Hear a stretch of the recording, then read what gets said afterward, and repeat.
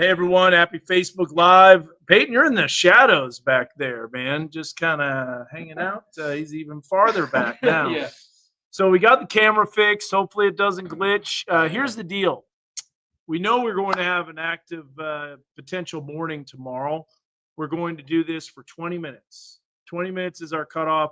We're going to go through all this stuff. If you have any questions, you can watch the replay. We're going to go through timing. We're going to do all that stuff. We're not going to waste a lot of time, but this pattern is This pattern, it's different. it's active. So here's what we've got. The severe weather risk for tonight. Now, if you live in Scott County, Logan County, Johnson County, McCurtain County, and southeast Oklahoma, I think you're about to see some thunderstorms here very soon. Now, we're currently capped. However, Peyton, what do you think? Think storms pop? He's questioning They it. tried to pop a little bit just north of Hugo, and they're just not making it. I think that caps, I think it's holding in place. Well, let's go through the timing here and let's see what's going on. So this, by the way, was a great idea that Peyton had because we want to show how these storms are going to have fuel to work with. So first of all, this is what's happening right now, a little overdone with the precipitation, but watch what happens to the east of Clarksville. There's the thunderstorms popping up at just about 1 o'clock in the morning. So that's just literally an hour, hour and a half. You can see it even trying right now over southern LaFleur County, right here at the very last couple of images. It's dying. Well, but there's so much instability, it might not take long for those storms to pop if they do. But here's a look at the rest of the morning. Not a whole lot of activity, but watch that moisture just rapidly surge northward into northwest Arkansas. Look at that. That is a quick return of the moisture and humidity. And watch what happens overnight, or should I say Friday late morning into the early afternoon. Now, while that might not look like a lot, it's just a little isolated cell. That is going to have a lot of fuel. Now, Peyton, you've been looking at some of the soundings, and that will take too long to explain what a sounding is. But what were you seeing? Profiles, favorable or large hail. Yep. And when we're talking large hail, what were some of the analogs showing? Oh, 3.5, 2.75, 2.5. Some pretty big hail, tennis ball, baseball. But in order to see that, you have to have a storm that moves over your area. And at this point, it's a little uncertain exactly where those storms are going to be. But it does appear that there's been a signal over the last several model runs, except for maybe a couple, that have Benton County and northwest Arkansas under the gun for those storms. And it's been pretty consistent. Now, the storm activity is going to be very limited during the afternoon, and then the front pushes through again, and then that's going to lead to thunderstorms developing east of our weather coverage area. So when we look at the severe weather risk for tomorrow, starting after 7 a.m., you will notice that we have the risk basically east of our area for the most part. Level 2, level 3, and a level 4. There is a moderate now, a day 2 moderate. That's where the storms are going to be more intense. That's where they're going to be stronger. The coverage might be less, but we'll still have intense storms possible over northwest Arkansas. And when we look at the threat, there is that very large hail potential. The ingredients are there, folks. If a storm does pop, it's going to not take long for it to produce some giant hail. Oh, yeah. And this reminds me a lot of May 4th, 2020.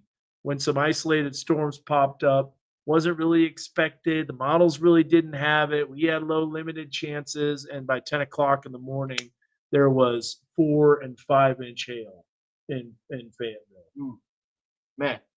And again, big suckers. Coverage, high impact. A lot of people are going to go throughout tomorrow morning and be like, nothing even happened. Yeah. These guys are wrong. Bust, hype, you name it.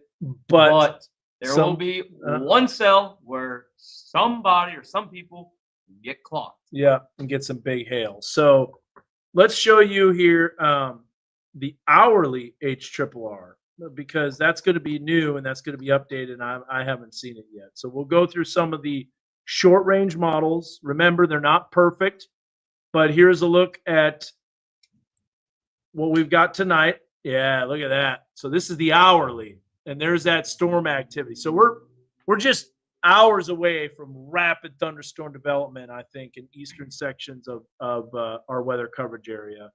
And then those race off to the northeast, just like today. Storms popping up in central Arkansas in the morning hours. All that humidity and moisture is there. And then let's see what this does for tomorrow at about 10 o'clock. Here we go. Is it going to show storms? Nothing, nothing, nothing, nothing. Nice. And Nothing. boom. A little bit further south. A little bit further south. So each model run is different. Now, that doesn't look super intense, does it? And then those race off to the northeast. So one or two isolated supercells. But remember, this is a computer model, so it may not even be right. Yeah. This guy in between us said further instead of farther. I did. Oh, boy. Well, in the sake of time, we won't do push-ups. How about you get saved. Now I'll do them after. All right. All right. So here's a look at that. Now this is the high resolution 3-kilometer graph. Isolated storms popping up east of our area. What happens at 10 o'clock in the morning? This won't go far enough. Nope. It goes to 10 o'clock, but that's it. Nothing. All right, let's look at the newest graph model. Here we go. Keep in mind, computer models can also be wrong. We know that for sure. We say that every single day. There's some storms popping up. Now, this one has it in southwest Missouri. Either way, the models have been pretty consistent, showing at least some activity late morning into the afternoon. I think that will come to fruition. There is a lot of upper level energy. There's a lot of upper level support. In fact, I'm going to show you this as we look at what's called the composite map. And this will show you the upper level energy that's moving in. We're not far away from this starting to move over the area. And if we look at the rising motion, now you don't see it now. I'm about to present this here. Do this. So here's the composite map. And this is with the Storm Prediction Center. We'll bring this up so you can see it a little bit better. All these little red dashed lines is energy, and the X's indicate vorticity maximums. And so there's that system. And if we look at the vertical velocities, starting to get that right where the models are showing development, potential development. So I wouldn't be surprised if by the time we end this stream over Hot Springs, Mount Ida, storms are going to develop. Probably. As soon as we end it. Look at that. That's a lot of jet stream energy. Wow. Yep. Southwest flow. 12-hour precipitation models are trash on that. Look at the moisture convergence starting. So we're getting moisture convergence. We've got a lot of instability. We're starting to see a weakening cap. Obviously, a tremendous amount of higher dew points. Look at the surface. It's obviously not an issue. But yeah, and then the frontal boundary. So there's the frontal boundary. So we'll go back to our graphics here. So clearly, we've got energy moving in. There's no doubt about that. A lot of upper level support. Go back to here. We'll look at that shows the storms developing across southwest Missouri. Then there's more storm activity that develops Friday evening. I think that's going to be east of us, though. I really do. Saturday morning's quiet. Saturday afternoon's quiet. Saturday evening, not so quiet. There's the storms popping up. This has it a lot farther south, doesn't it, Zach? Yeah, it does. So kind of opposite to what we're expecting tomorrow. But models can be wrong, so that could change. Especially, I think it's going to be one of those situations where the event that happens before the next one kind of determines where those storms set up. I agree with that too, like a chain reaction forecast. Yeah, so, like if storms happen the previous day, they kind of like leave an outflow boundary type deal. So that's why these models, a couple days out, you can just throw them out. Yep. They will not be accurate. So there's a look at Friday evening. Watch what happens to our east. Boom. That's an explosive thunderstorm development round. And then Saturday morning quiet, but I think more energy is swinging in. Look at Saturday evening. There's some storms right there. So that's Saturday about 7 o'clock in the evening. Storms starting to move in. So if we break this down timing wise, okay, you'll notice here that we've got your 2-day forecast timeline showing this 40% for basically around 10, 11 o'clock in the morning. This is the model doing this, by the way, which is the graph, of course. But this needs to be bumped up as we get into 5, 6, 7 o'clock in the evening on Saturday evening. So here is the severe weather risk. We went through the day 1, we went through the day 2. This is the day 3 convective outlook. Saturday, mainly in the evening. There's the severe weather risk. It's a level 2. That's changed from what it was earlier. And then you'll notice the large hail potential focused in the river valley. Now, why is that? That's because that's where the frontal boundary is. So if we go to right here, you will notice that we have the frontal boundary that's straight basically right across our area, just a little bit south. And when we look at this and zoom out, that front is about to spark off thunderstorms. I did want to show something pretty cool because I showed this at the 10 o'clock news. And you know how Northwest Arkansas doesn't have as much humidity. Look, you can see it. Dew points in the lower 60s and even the upper 50s. That's not as humid. So that means the instability isn't as great. And that means that we don't have the fuel for thunderstorms. But where you have those upper 60s and lower 70s, look at Little Rock's dew point. You see that, Peyton? Mid 70s. Man, that is steamy. Watch this, though. This is kind of cool. That moisture is going to surge northward, and we can actually see that moisture looking at our Kisser WeatherBug network camera. This is pretty neat. Look at that. You can see it off in the distance. That haze and humidity. That's the boundary layer. That is not cloud cover. That's the moisture. And that's essentially the start of the warm front as we're looking way south of Fort Smith. You can actually see the haze off in the distance. That's pretty cool because it's totally clear. I bet you, let's do this real quick on the Kisser camera. Let's take that and point it east, and let's see if we can see that boundary kind of stretching a little bit more northerly. Yeah. The whole way. Oh, yeah. Man, that is wild. That's so cool. So that is the warm front. And that's where the instability surges northward. Now, let me show you this real quick. We're going to look at dew points. And we're going to have those surging north. And then we're going to quickly run through the different I don't want to show that. We're going to quickly show the forecast risks. But here's a look at the moisture from the European as those dew points surge north throughout the morning tomorrow. Look at that. That rapidly surges north. And anytime you have that, you can see 72, 73, 65. Now Saturday, that moisture and instability pushes south, so we won't see any storms Saturday morning. But then look at it race back to the north Saturday night. Sunday, look at how the risk is mainly out to the west, but still has plenty of fuel for thunderstorms. And then as we go into our Monday, the dry line starts creeping closer. Look at the dew points on Monday, lower to middle 70s.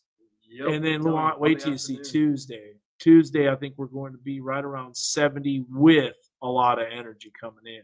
So the European was a little faster with the latest on Tuesday of next week. So again, showing this, we'll time this out. So here's what you can expect timing-wise, okay?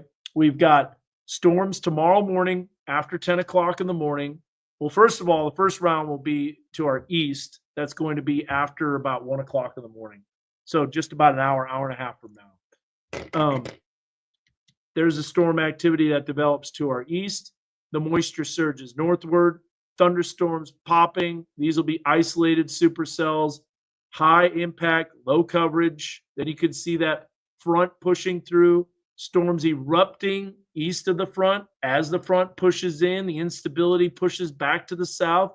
That means no more thunderstorms for Saturday morning. Great weather for anything that you want to do. Saturday afternoon looking good, but then look at what happens Saturday evening. That moisture just rapidly surges north. Pretty wild to see that. That's why this weather pattern is so tricky. We've got all of these waves of energy coming in. And it's just very, very basically active with subtle energy. And that's why some storms pop up, others don't, you know? Just like today, Zach, storms popped up in the river valley They went severe. and they went severe like that. Yeah. And there were some storms that were in McCurtain County that the web models didn't even come close to having. No. Okay, so back to this, and then we're going through a real quick, brief summary of what's expected for Sunday, Monday, and Tuesday. So there's the upper level energy. Look, you can see the kicker system. This is just such an active weather pattern. If we look off to the northwest, you can just see more energy. That's that is what we call high angular momentum, zonal jet stream flow over the Pacific, which means your jet stream is going to snap. Here is a look at the vorticity and the little spins that are coming into the area. So let me go back in time. Here's a system that comes through tonight, fires off thunderstorms, then pushes the front south. Then here's Saturday night system right here moving in. Then here's Sunday evening system to the west. Monday thunderstorms moving in, but then look at what happens on Tuesday. Tuesday is when the bulk of this energy swings in. And as we were showing earlier, there's a lot of what we call diffluence. So here's what we've got for the severe weather risk. And this is for Sunday. The main severe weather threat is to our west. I don't think we see a lot of storms Sunday, to be honest with you. I think I do. You do? I think I'll see a lot. No, of well, storms no, on why? Sunday. No, why is that, Peyton? Oh, I'm going chase. Okay, all right. Chase mode activated. with He's Josh going Ruggers. chasing. So he's doing some chasing on Sunday, and that makes sense because the storms will be out to the west where the dry line is. Then they're going to be moving eastward. Kenzie's asking about Prairie Grove. Fine. We just went through the timing of all that. Hopefully you caught that. I think tomorrow evening, and we'll be fine. Saturday evening at 7 p.m., that I think will be close to an issue. Okay, here's the severe weather risk for Monday. Monday, see how it creeps a little bit closer. Then we kind of zip in a little bit, and you'll notice some severe thunderstorms possible clipping our area. But as we look at Tuesday, there is the main severe weather risk as it comes over. Now, there's still a lot of uncertainty with this, including the timing and speed of the system, but we know all the ingredients are going to be in place. We know a tremendous amount of instability is going to be in place. We know the upper level support will be stronger than anything that we see throughout the next couple of days. And when we look at the models here, there's the thunderstorms that happened on Sunday evening. That might be a little overdone. Here's Monday evening, and then here's Tuesday. And then Tuesday afternoon, it shows that boundary coming through basically, really right around Tuesday, 1, 2 o'clock in the afternoon. I personally think that's too fast.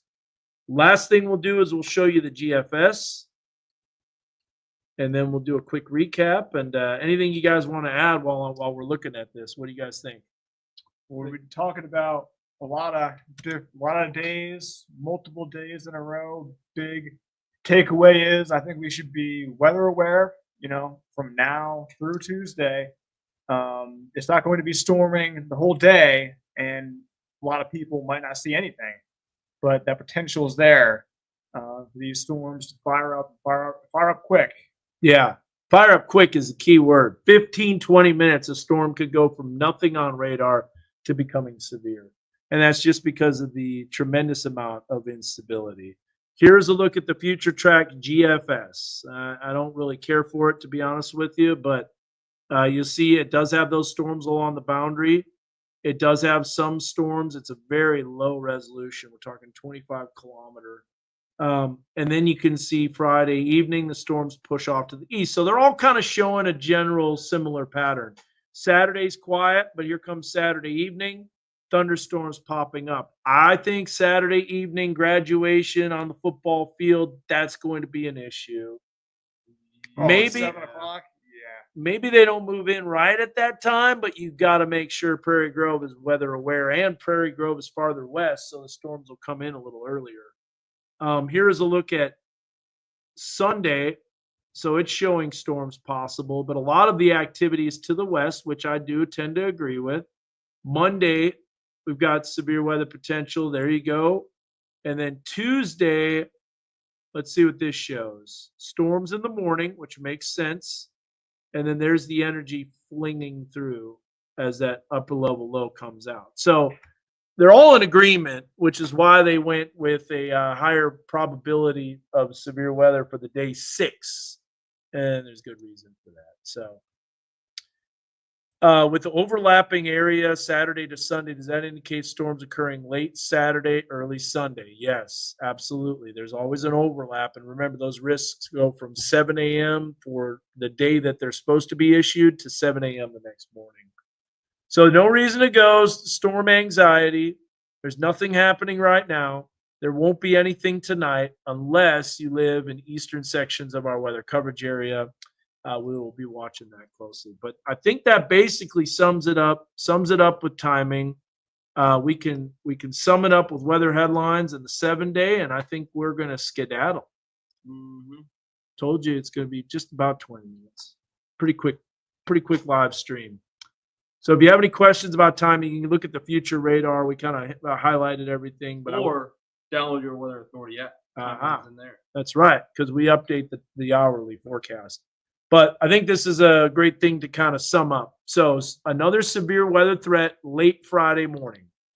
That is going to be most likely very isolated, but those storms, if they're coming towards your area, will have the potential to produce some really large hail, over 2 inches in diameter.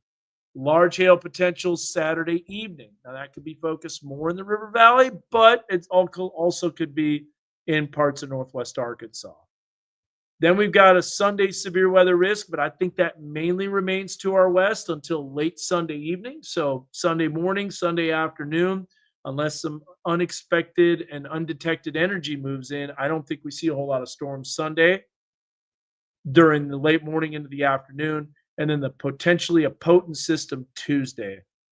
So Tuesday, Carrie, as you just very timely asked this, Tuesday is a bigger tornado threat. The conditions are there for tornado potential for sure, especially with all the ingredients. But we don't know the exact way the storms are going to be moving with the wind shear and all that stuff. It all has to line up. But the tornado potential will be there. They don't show that because it's only a day 6. Last thing is the 7-day forecast. In case you missed the newscast, this is what we've got here as it pops up. And but another reason we're shutting this live stream down is we've got to reboot these computers for tomorrow morning because they are slow. So here's Friday, mid-80s. Storms mainly late AM. Saturday, mainly in the evening. Sunday, AM and PM, but questionable how much we actually see. Monday and Tuesday, temperatures looking at the mid-80s with storm chances. We don't have timing on there because it's too far out. And then that big system comes through basically Tuesday evening or Tuesday afternoon evening. And Wednesday and Thursday, we're not looking at much. Now, you notice that we're 5 days out and we have a 60% chance of rain. That's because there's more energy. There's more focus for thunderstorm development. That's why it's going to be more widespread. The River Valley forecast, lower 90s, upper 80s, mid 80s by the end of the week, and then into the upper 70s even. What is that? Oh, wait, hold on just a second.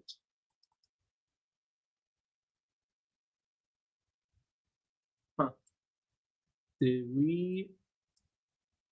Nope, that's right. 75. So 75 on Thursday in northwest Arkansas. Cooler behind the system, which makes sense. It's amazing weather. And it's 78 on Thursday. That is amazing weather. Low humidity and really, really nice. So, did we show the damn 3 kilometer? Yeah, I don't think we need to. That was an outlier. It has like a line of storms coming in tomorrow morning. I guess not. Not anymore. Not anymore. It's Not just anymore. got one isolated supercell that seems to be coming through around 10, 11 o'clock in the morning, right through northwest Arkansas. Yeah, pretty consistent or pretty models Yep. starting to align. So yeah, let's sum it up here. Make sure you have your notifications turned on. Weather call next gen. If you've got that, you don't need to worry about anything. If you don't have that, maybe sign up for it now because we're going to have multiple days of active weather potential, hyper local alerts, calls, which I love. And it just takes the guesswork out of it because it tells you if you're in the path of a storm, extreme thunderstorm alerts, and calls to landline. So scan that QR code, and there you go. No, the day 5 update will be around 3 a.m. So Ava, if you want to stay up for that, you're welcome to. I'm not. No, I'm not. Nope, I'm going to bed. The day 4 through 8 is issued at about 3 a.m. You got to be up like 7 o'clock. Let's take that camera and point it southwest if we can. So, Alright. all right, guys. So that's it. Andrea, the storms are going to be mostly in northwest Arkansas. It's going to be late morning. River Valley storms will be tomorrow evening, but I think they're going to be a little east of the River Valley. Man, is that cool. You've got to see this. This is our Kisser camera. Look at that. You can really see that warm front. My goodness, is that cool. Now we can really see the boundary and the moisture that's If streaming it's over in. Fort Smith and Van Buren. Yeah, from our Kisser camera. Yeah. All right, guys. Well, that sums it up. If you have any questions, we probably answered them, to be honest with you, unless it's like something super specific, like driving to a location across the country. But as far as our forecast is concerned, we've got it all included in that Facebook Live. So we got to reboot some computers, get ready to go. And hey, if the storms do threaten, guess what? Josh Rugger will be on, and he'll have the latest. And we'll also be on standby, all 3 of us, including Josh. So we'll be ready to rock and roll. Keep you safe. Keep you here with your weather authority. We'll keep you advised. Missed it. There he goes. Senator approved.